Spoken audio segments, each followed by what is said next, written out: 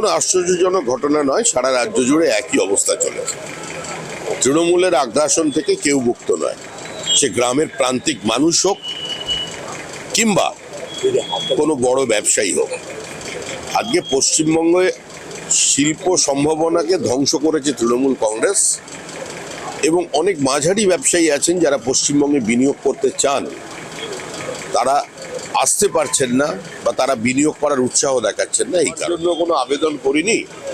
ববি হাকিমদের রাজনীতি মুসলমানকে মুসলমান বানিয়ে রাখার রাজনীতি, মুসলমানকে মনুষ্যত্বের মর্যাদা না দিয়ে তাদের ভোটার বানিয়ে রাখার রাজনীতি।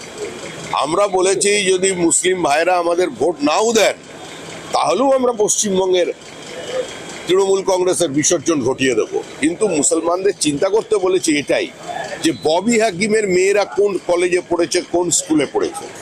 পশ্চিমবঙ্গে যারা এই মুসলিমদের সেন্টিমেন্ট নিয়ে, তাদের ব্লক ভোট নিয়ে রাজনীতি করেন, তারা একবার চিন্তা করুন যে তাদের বাড়িতে সন্তান সন্ততির সংখ্যা কত, আর নেতা যারা আছে ফিরহাদ হাকিম, সিদ্দিকুল্লাহ চৌধুরী কিংবা এখন জাভেদ খান, এদের সন্তান সন্ততির সংখ্যা কত আর কোথায় পড়াশোনা করেছে, কে তাদের ছেলে মেয়েদের মাদ্রাসায় পাঠিয়েছে। একজন মুসলমান নেতার নাম বলুন সারা ভারতবর্ষে যার ছেলে মেয়ে খারিজি মাদ্রাসায় পড়েছে।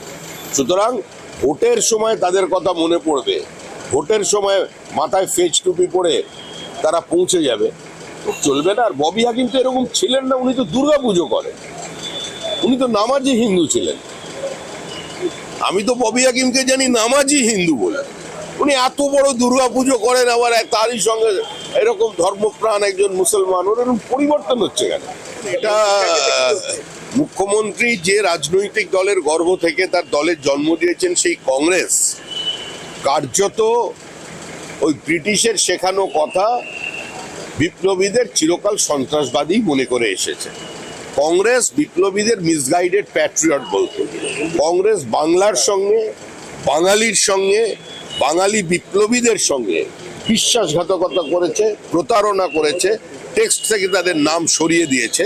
আর তারই গর্ভ থেকে জন্ম নেওয়া তৃণমূল কংগ্রেস এখন বাঙালি, বাংলার অস্মিতার কথা বলছে।